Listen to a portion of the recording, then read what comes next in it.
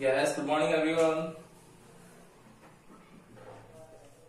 Good morning, sir. Good morning बेटा. Good morning, good morning. Good morning.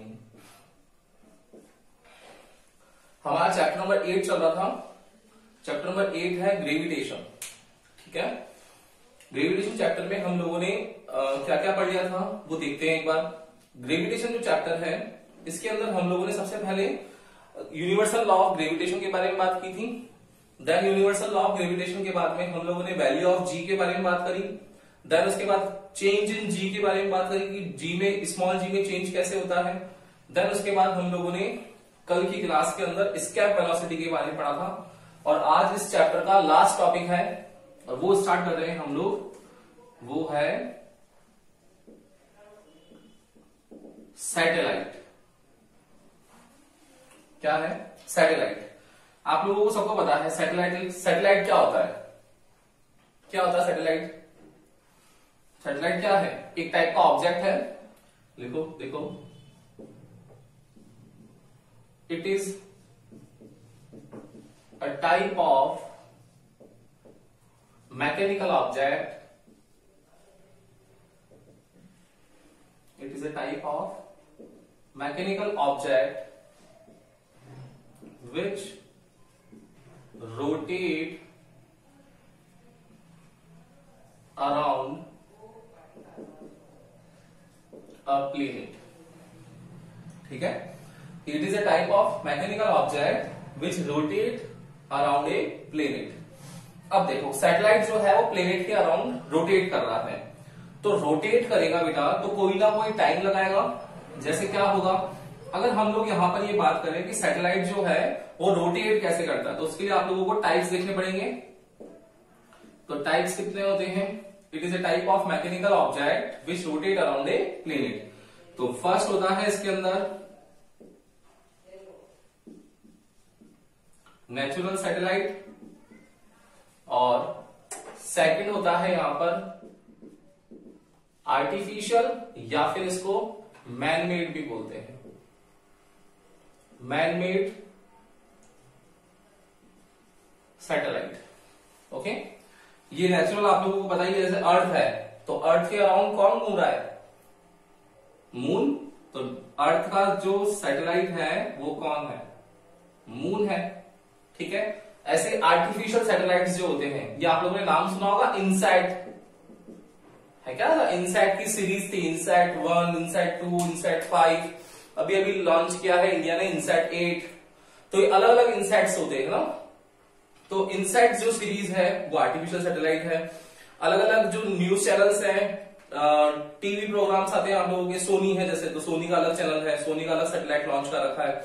आज तक news channel है तो उसका अलग है. तो पर्टिकुलर सबके अलग अलग अलग सैटेलाइट्स जो है मैन मेड वो ट्रांसफर कर रखे हैं.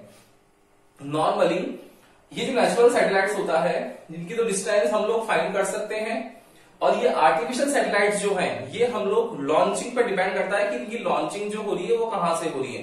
तो इनकी जो मेनली लॉन्चिंग होती है ना वो 500 किलोमीटर के अबव होती है. Above 500 kilometre. ठीक है ना. कभी भी ऐसा नहीं होगा कि 500 किलोमीटर के अंडर में ही हम लोगों ने सैटेलाइट को लॉन्च कर दिया. क्लियर है. इसका एक रीजन ये भी है आप लोगों ने पढ़ रखा है सबने स्ट्रेटोस्फेयर, आयोनोस्फेयर, मेसोस्फेयर ये सब चीजें पढ़ रखी ना आप लोगों ने. उसमें नॉर्मली हम लोग जब इंक्रीज करते हैं तो क्या होता है स्ट्रेटोस्फेयर, आयोनोस्फेयर उसमें रेंज जो होती है किलोमीटर की वो बढ़ती जाती है. पहले 50 आएगी फिर 80 आएगी. ओजोन लेयर है जो आप लोग पता है 80 किलोमीटर के अबव है. तो इस तरीके से बढ़ते रहते हैं. तो आयोनोस्फेयर जो आता है उसके अंदर मैक्सिमम जो सैटेलाइट्स होते हैं वो लॉन्च किए जाते हैं. तो वो आप लोगों को पता ही है अबव 400 किलोमीटर मिलेगा. तो अबव 400 किलोमीटर उसकी रेंज है. देन उसके ऊपर 500 किलोमीटर पे उस पर यहां से रेंज स्टार्ट होती है. ठीक है ना. अब 500 किलोमीटर के बाद कितनी भी हो सकती है. ये कुछ 25-30 हजार, 50 हजार, 1 लाख इतनी रेंज तक में भी हम लोग लॉन्च कर सकते हैं. ठीक है ना. तो ध्यान रखना है सैटेलाइट मैकेनिकल ऑब्जेक्ट होता है, रोटेट होता है around a planet. Natural satellite moon है. आर्टिफिशियल जैसे इनसैट सीरीज के जो हैं और जितने भी डिफरेंट न्यूज चैनल से बहुत सारे सैटेलाइट्स होते हैं. ये तो इसकी कोई पर्टिकुलर सीरीज नहीं है. लेकिन जो हमारे मेन इंडिया जो लॉन्च करता है वो इनसैट है, ठीक है ना। क्लियर है ये सैटेलाइट्स, कोई दिक्कत यहां तक नहीं है। अब नेक्स्ट चीज इसमें क्या है, नेक्स्ट चीज ये है कि सैटेलाइट है तो उसका रिवॉल्यूशन है, rotate around a planet, revolution है तो रिवॉल्यूशन एक पर्टिकुलर टाइम के बाद में वापस रिपीट करता रहेगा अपने आप को, मतलब कोई ना कोई टाइम पीरियड आता होगा, तो टाइम पीरियड निकालना पड़ेगा हम लोगों को। तो नेचुरल सैटेलाइट का टाइम पीरियड और आर्टिफिशियल का टाइम पीरियड, ये दोनों हम लोग काउंट कर सकते हैं। तो काउंटिंग करने के लिए एक फॉर्मूला आएगा, वो डेरिवेशन है नेक्स्ट। तो हम लोग नेक्स्ट करेंगे टाइम पीरियड ऑफ सैटेलाइट। ले लो उसका स्क्रीनशॉट, फिर नेक्स्ट करते हैं। डन? यस बोलो। सर ये 500 किलोमीटर के अबव ही तो जाती है सारे satellite, why not below the ground? मैंने बताया ना आपको, मैंने बताया ना वहां पर आपको कि वहां पर आयोनोस्फेयर जो है उसमें डिफरेंट डिफरेंट आयन्स हैं, जिसकी वजह से फ्रिक्शन होकर के जो सैटेलाइट लॉन्च किया है वो खराब नहीं होगा हमारा। बाकी तो क्या है, एटमॉस्फेयर अवेलेबल है, तो एटमॉस्फेरिक पार्टिकल्स जो होंगे वो क्या करेंगे, इसको फ्रिक्शन करेंगे, जिसकी वजह से रस्टिंग हो सकती है या कोई मैकेनिकल पार्ट इसका वर्क करना बंद कर सकता है, ठीक है ना। लेकिन उसके ऊपर क्या होगा, आपने यही तो बोल रहा हूं ना आपको कि जितनी भी लेयर्स है एटमॉस्फेरिक लेयर्स, उसमें ऊपर जैसे जैसे बढ़ते जाते हैं वैसे वैसे एटमॉस्फेरिक प्रेशर कम होता जाता है ना। ये तो आप लोगों ने सुन रखा है 9th-10th क्लास में जब पढ़ा होगा। तो एटमॉस्फेरिक प्रेशर कम होता जाता है, जिससे एयर पार्टिकल्स जो है वो कम हो रहे हैं। तो वहां पर आप लोगों के पास अब एटमॉस्फेयर कम अवेलेबल है, तो जहां पर एटमॉस्फेयर नहीं है वहां फ्रिक्शन कम होगा। नॉर्मल सी बात है, वैक्यूम क्रिएट होना चालू हो गया, उस जगह पर वहां पर लॉन्च कर सकते हैं हम लोग उसको। ग्रेविटेशनल फील्ड के बाहर नहीं है ये जरूर ध्यान रखना, ग्रेविटेशनल फील्ड के अंदर है, इसी वजह से रोटेट कर पाते हैं वो। अगर ग्रेविटेशनल फील्ड के बाहर होते तो लॉन्चिंग नहीं कर सकते थे हम लोग उसकी, समझ रहे हो ना। और पूछो, और कुछ पूछना है तो।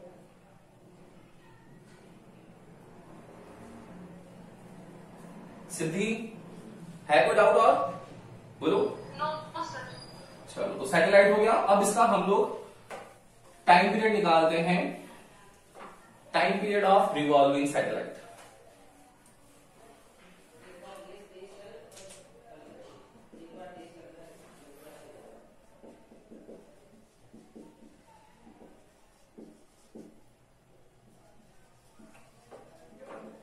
आपने लेकिन जैसे सुना होगा, ये आप बोल रहा 500 किलोमीटर वाला, वैसे आपने वो भी सुना होगा ना कि प्लेन्स हैं वो स्ट्रेटोस्फीयर से ऊपर उड़ते हैं, सुन रखा होगा ना आप लोगों ने ये चीज भी तो। क्यों? क्योंकि वहां पर एटमॉस्फेयर अवेलेबल है, तो वो उससे एयर पार्टिकल कोलाइड होकर के प्लेन से रजिस्ट हो जाएगा, ना स्पीड आएगी ना फ्यूल कंजप्शन ज्यादा होगा। तीसरी चीज, जितनी भी नेचुरल इफेक्ट्स है, बारिश आ रही है वो आ रही है, वो सब चीजें उन पर हो रही है, तो ये सब चीजें नहीं होती है ना, स्ट्रेटोस्फीयर से ऊपर उड़ता है वो। Time period of revolving satellite, ऊपर जाते वक्त एटमॉस्फेरिक प्रेशर कम होता है। एटमॉस्फेरिक प्रेशर का मतलब समझो कि जितनी भी नेचुरल फिनोमिनाज है, नेचुरल अकरेंस है, वो सब चीजें कम होती जाती है ऊपर बढ़ते वक्त। देखो time period of revolving satellite, अब क्या होगा, कैसे फाइंड करें। लेट सपोज ये अर्थ है और ये अर्थ की रेडियस RE है। इस अर्थ के ग्रेविटेशनल फील्ड में, ये बाहर का इसका एक ग्रेविटेशनल फील्ड है जिसकी यहां से हाइट है h और सेंटर से हाइट है स्मॉल r।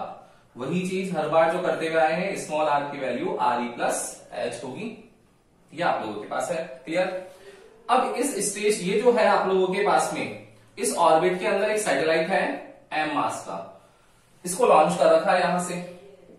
तो बताओ ये रोटेट करेगा, रोटेट करता रहेगा, ठीक है ना। अब इसमें रोटेशन ध्यान रखना है कि रोटेशन कैसे होगा। अगर आप लोगों को पता हो तो अर्थ का रिवॉल्यूशन कैसा होता है, बता सकता है क्या मुझे कोई, अर्थ कैसे घूमती है। अर्थ ये ईस्ट पॉइंट है, ये वेस्ट है, तो ईस्ट टू वेस्ट रोटेट करती है, वेस्ट टू ईस्ट रोटेट करती है। बताएगा किसी को ये जनरल नॉलेज? नहीं ध्यान। अर्थ का रोटेशन जो होता है वो ईस्ट टू वेस्ट होता है या फिर वेस्ट टू ईस्ट होता है।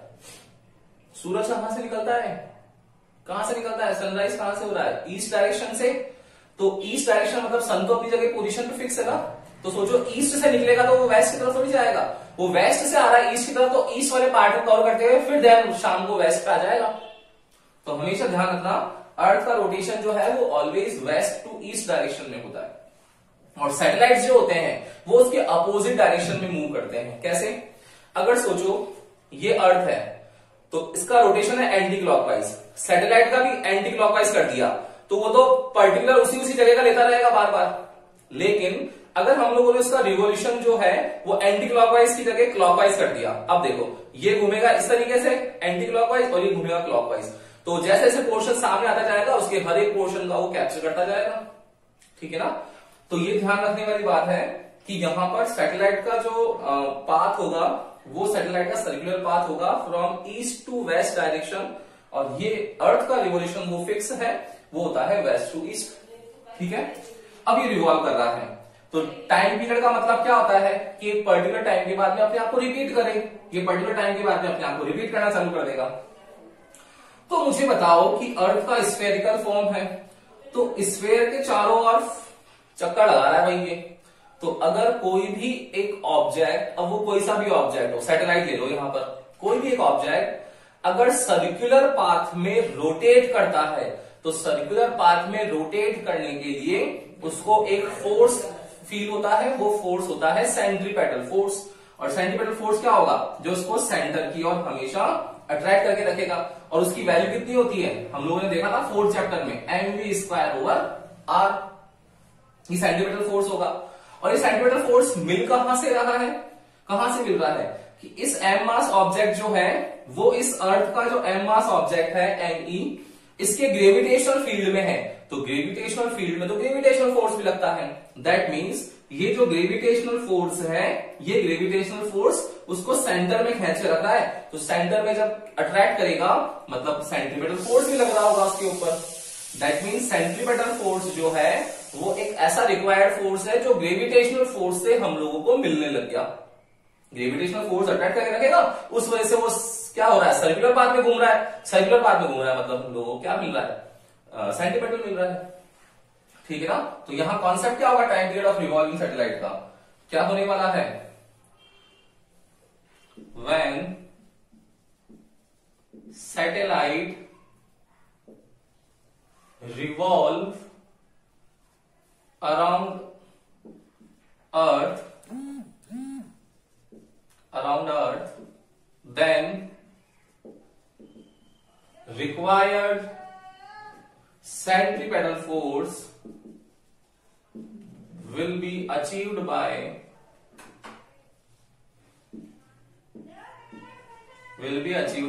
gravitational force।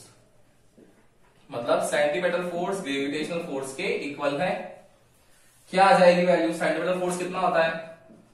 mv², और ये यहां सेंटीमीटर लग रहा है आउटर सरफेस में, तो इसकी रेडियस कितनी है? r इक्वल्स टू फोर्स कितना होगा? g me m1 m2 over r²। अब डिस्टेंस कितनी है इन दोनों के बीच में? इसके बीच में अगेन डिस्टेंस है r²। देखो एक r से ये कैंसिल हो गया, एक m से ये m कैंसिल हो गया, तो v² कितना आ गया? g me upon r। चाहो तो इस r की वैल्यू लिख सकते हैं हम लोग, क्या हो जाएगी r की वैल्यू? अगर कोई लिख दे आप तो re प्लस h, तो v² की वैल्यू आ गई आप लोगों के पास में, ये v आ गया। अब क्या फाइंड करना है हम लोगों को? टाइम पीरियड फाइंड करना है। तो टाइम पीरियड कितना होता है बेटा? Speed equals to distance upon time, उसी से निकालते आए हम लोग, सर्कुलर मोशन वाले कर रहे थे हम लोगों ने 4th चैप्टर में। देखो तो क्या हो जाएगा यहां पर बताओ? इसके आगे से अगर हम लोग सॉल्व करेंगे तो क्या चीज आएगी? बिकॉज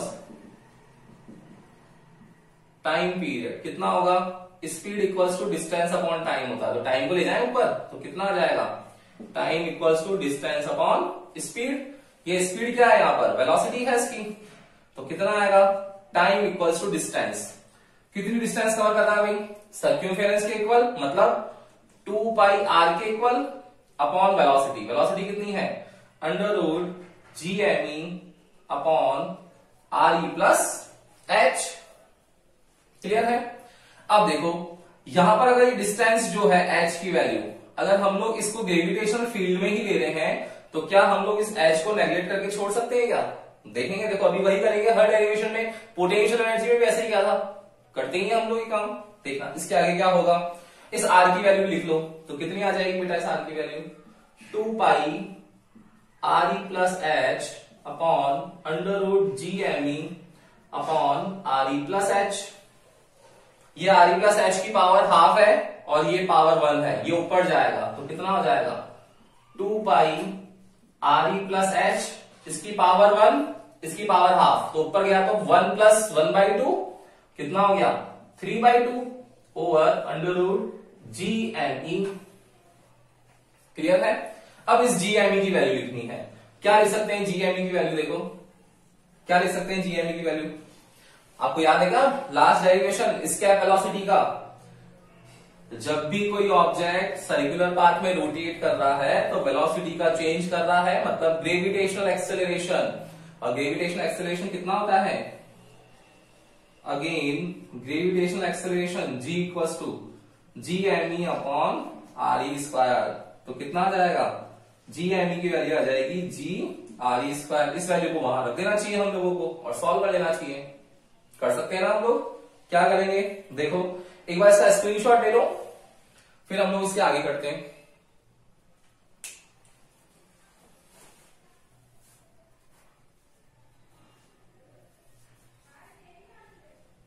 ले लिया स्क्रीनशॉट? ले लिया? अब देखना इस जीएमई की वैल्यू को जी आर ई स्क्वायर वहां हम लोग पुट कर सकते हैं वैल्यू, तो कितना आएगा देखो बेटा,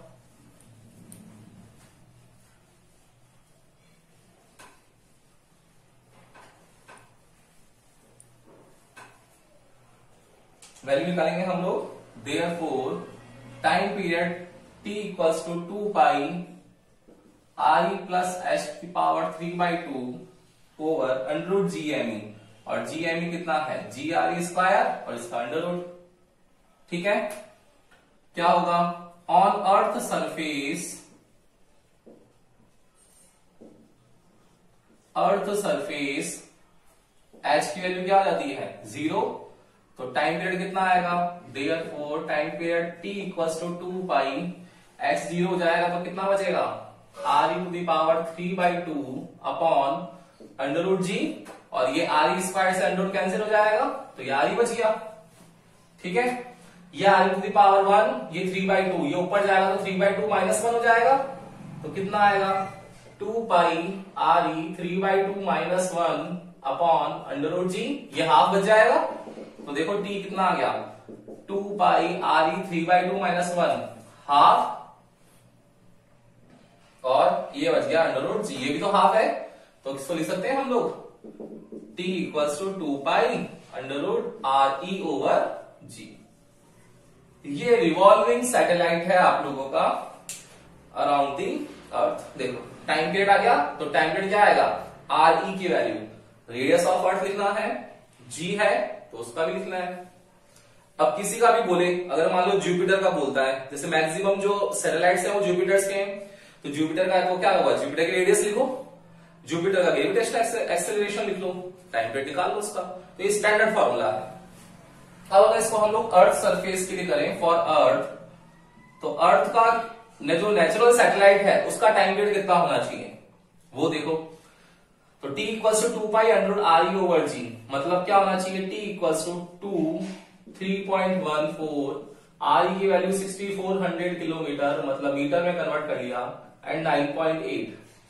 इसको आप लोग सॉल्व करना, तो सॉल्व करते ही आंसर आएगा 5067 सेकेंड या फिर 84.6 मिनट। इसको कन्वर्ट करोगे आप लोग डिवाइडेड बाय 60 करके, तो आप लोगों के पास आंसर आएगा 84.6 मिनट, मतलब 84.6 मिनट में जो सैटेलाइट है वो रिवॉल्व होकर के अर्थ सरफेस के हर एक पोर्शन को कैप्चर कर लेगा। 84.6 मिनट में अपनी ओरिजिनल पोजीशन पे आ जाएगा। ठीक है, तो डेरिवेशन ध्यान देना, डेरिवेशन में स्टार्टिंग पॉइंट का क्या है, कॉन्सेप्ट लगना चाहिए कि सर्कुलर पाथ में मूव कर रहा है सर, तो सर्कुलर पाथ में मूव करने के लिए सेंट्रीपेटल फोर्स। अब वो सोचो सेंट्रीपेटल फोर्स आया कहां से होगा, क्योंकि ये अर्थ ने ग्रेविटेशनल फोर्स की वजह से खींच रखा है ऑब्जेक्ट को, इस वजह से वो क्या कर रहा है, सर्कुलर पाथ में कर रहा है, मतलब जो सेंट्रीपेटल फोर्स है वो ग्रेविटेशनल फोर्स से मिला है। दोनों को सॉल्व करोगे बस वैल्यू आ जाएगी वी की, फिर तो हमको टाइम पीरियड निकाल लेंगे। तो टाइम पीरियड का फॉर्मूला होगा डिस्टेंस अपॉन स्पीड का, वैल्यू रखी, सॉल्व कर लिया इसको, आ गया देखो आंसर। ठीक है ना। तो सॉल्यूशन तो आप लोगों को आता है, ये करना पड़ेगा सॉल्यूशन, इसमें कोई कैलकुलेशन में कुछ नहीं है कि पावर 3/2 कैंसिल कैसे होगी, पावर हाफ कैसे कैंसिल होगी, ये सब चीजें आप लोग कर सकते हो। मेन चीज है कॉन्सेप्ट। कॉन्सेप्ट क्या है कि सेंटीमीटर फोर्स ग्रेविटेशनल फोर्स के इक्वल करना है। जैसे स्केप में करा था हम लोगों ने, पोटेंशियल एनर्जी काइनेटिक एनर्जी के इक्वल कर दी थी। ठीक है ना। कर लोगे? कोई दिक्कत है तो बोलो बेटा, यहां तक कोई भी दिक्कत है किसी को नहीं है? इसका स्क्रीनशॉट ले लो एक बार, देन इसके बाद हम लोग आगे करते हैं इसकी नई चीज।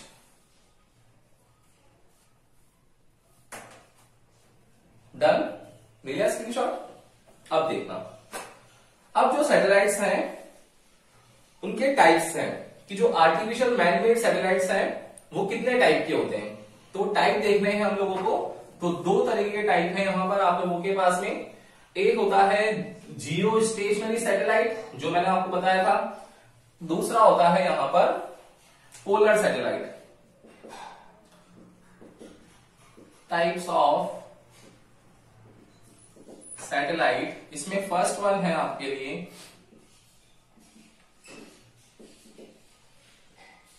जियो स्टेशनरी सैटेलाइट, एंड सेकंड होता है यहां पर, दोनों को कंपैरिजन में कर लेते हैं, और सेकंड होता है यहां पर polar satellite.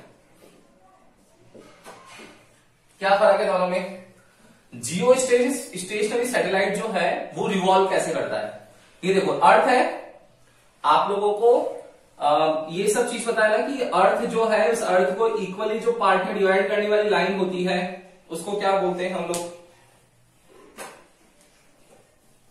Line of cancer, line of Capricorn, line of equator, ये सब पढ़ रखा है ना आप लोगों ने। ये देखो अर्थ है, यहां पर जो एक प्लेन है सर्कुलर, ये सर्कुलर प्लेन जो है ये डिवाइड कर रहा है इसको इस लाइन में। तो ये लाइन कौन सी होती है? इसको क्या बोलते हो आप लोग? इक्वेटर। ये क्या होते हैं इसके? एंड पोल, नॉर्थ पोल और साउथ पोल जो डायरेक्शन डिसाइड करते हैं, geographical north pole, geographical south pole. Okay, and ये पोल्स है, तो पोल्स के लिए भी एक सर्कुलर मोशन होता है इसका, रिवॉल्यूशन। फिर इसके बाद आप लोग पढ़ते हो कि लाइन ऑफ कैंसर और लाइन ऑफ कैप्रिकॉर्न, इसको जो डिवाइड करने वाली लाइंस है।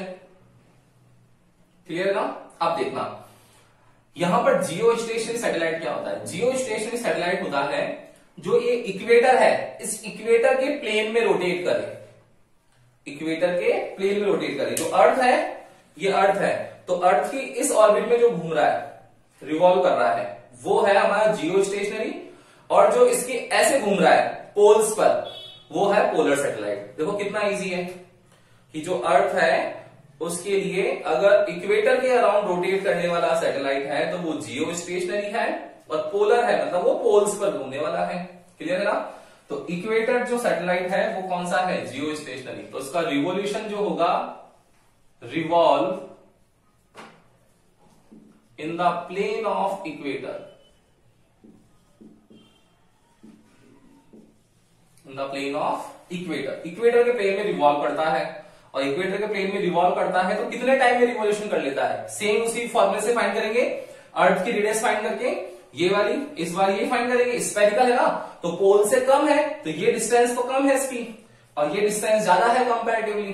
तो जब फाइंड करते हैं हम लोग इसका टाइम पीरियड, तो नॉर्मली इसका टाइम पीरियड आता है 24 आवर्स, फर्स्ट चीज। दूसरी चीज, जियो स्टेशनरी सैटेलाइट जो होते हैं उनकी हाइट काफी ज्यादा होती है, उनको जो लॉन्चिंग होता है वो मैक्सिमम हाइट पे करते हैं, तो इनकी जो हाइट होती है ना, वो हाइट होती है अबव 35,000 किलोमीटर, मतलब 35,000 किलोमीटर के ऊपर इनको लॉन्च किया जाता है। तो लॉन्च करेंगे तो लॉन्च के लिए कोई ना कोई एक लॉन्चिंग व्हीकल होना चाहिए। तो लॉन्चिंग व्हीकल जो होता है वो होता है GSLV। आप लोगों ने नाम सुन रखा है इसका, GSLV। ये क्या होता है? ये होता है जियो stationery satellite, L stands for launching vehicle. ठीक है, इसको बोलते हैं GSLV।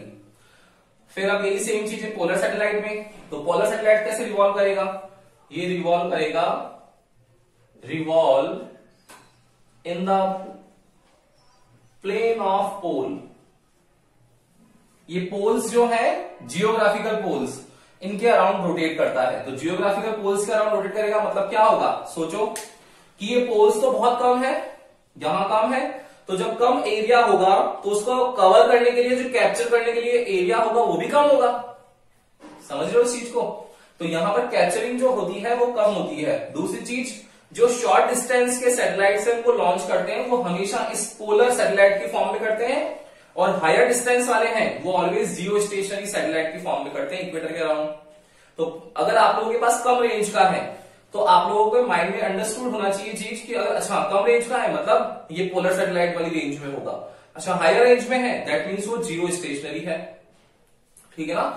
तो revolve in the plane of pole, और इनका जो रिवॉल्यूशन होता है टाइम पीरियड, वो पोल्स पर ग्रेविटेशनल फोर्स कम होने की वजह से टाइम पीरियड बढ़ जाता है, और ये समथिंग 100 आवर्स के पास आता है। 100 आवर्स लगते हैं इसको रोटेट करने में, पूरा एक पाथ। तो रिवॉल्व करता है ना प्लेन ऑफ पोल, और टाइम पीरियड होता है इसका 100 सेकेंड। इसकी जो हाइट होती है शॉर्ट रेंज के लिए होते हैं, तो शॉर्ट रेंज होता है मतलब अबव 500 वाला रेंज, अबव 500 किलोमीटर के आगे इसको लॉन्च कर सकते हैं। थर्ड, फिर लॉन्चिंग व्हीकल, तो लॉन्चिंग व्हीकल होता है इसका PSLV। PSLV की फॉर्म पता पड़ी गई होगी आप लोगों को, पोलर सैटेलाइट, ये पोलर सैटेलाइट फिर लॉन्चिंग व्हीकल, ठीक है ना। तो कर सकते हो ये चीज आगे समझ में, जियो stationery satellite and polar satellite.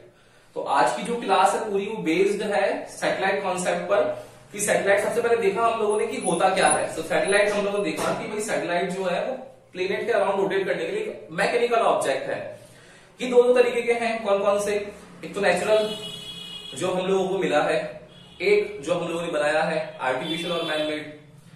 फिर हम लोगों ने देखा कि वो रिवॉल्व कर रहा है, तो रिवॉल्व करते वक्त क्या नेसेसरी है उसके लिए, कि उसका टाइम पीरियड कितना होगा। तो टाइम पीरियड की बात करें तो टाइम पीरियड का डेरिवेशन किया हम लोगों ने, डेरिवेशन में t = 2π√RE/g की वैल्यू निकाल ली। देन देखा हम लोगों ने कि अब सैटेलाइट जो लॉन्च करते हैं कुछ शॉर्ट रेंज के होते हैं, कुछ लॉन्ग रेंज के होते हैं। तो शॉर्ट रेंज वाले जो है वो पोल्स पे घूमते हैं, मतलब पोलर सैटेलाइट है, और जो हायर रेंज वाले हैं वो इक्वेटर के अराउंड घूमते हैं, इक्वेटर के प्लेन में, मतलब वो जियो स्टेशनरी है। इनकी रेंज मैंने बताई थी आपको कि 35,000 किलोमीटर के अबाव, ये होते हैं 500 किलोमीटर के अबाव। फिर इनका लॉन्चिंग व्हीकल GSLV, इनका लॉन्चिंग व्हीकल PSLV। क्लियर। यहां तक कोई डाउट है सैटेलाइट की क्लास में तो बता दो भाई, किसी को भी कोई भी रिगार्डिंग डाउट है अभी तक जो पढ़ाया उसमें। ये चैप्टर भी कंप्लीट हो गया आपका, बोलो यस और no, any doubt? No sir. Clear है सबको, ठीक है ना। तो ये चैप्टर कंप्लीट हो गया बेटा, अपनी फर्स्ट बुक कंप्लीट हो गई है आज। अगर कोई भी इसके रिगार्डिंग डाउट है तो आप लोग पूछना। यहां से पहले न्यूमेरिकल्स जो थे वो न्यूमेरिकल्स आप लोगों के आते थे केपलर्स लॉ पर, वो केपलर्स लॉ अब आपके हट गया है, तो केपलर्स लॉ के क्वेश्चंस भी नहीं आने वाले हैं आपके, ठीक है ना। तो जो बाद वाला पोर्शन है उसमें डेरिवेशन के चांसेस ज्यादा हैं, तो डेरिवेशन करवाए मैंने आप लोगों को इस चैप्टर में। इससे पहले वाला जो चैप्टर था चैप्टर नंबर 7, उसमें न्यूमेरिकल्स था, तो मैंने न्यूमेरिकल्स करवाए भी थे आपको, ठीक है ना। तो आप लोग प्रैक्टिस करो, जहां भी डाउट आता है पूछा करो, और नेक्स्ट क्लास में आकर पूछोगे तो ज्यादा बेटर होगा, आप लोगों को चीजें इजीली समझ में आना चालू होगी, डाउट रहता है तो, ठीक है ना। वीडियो देखना, कोई भी दिक्कत हो तो इसके आगे फिर हम लोग कल करेंगे स्टार्ट नई book, second book part 2, 9th chapter हमारा, वहां से हम लोग आगे चलने वाले हैं। Okay clear. तो अब हम लोग कल मिलते हैं, गुड डे।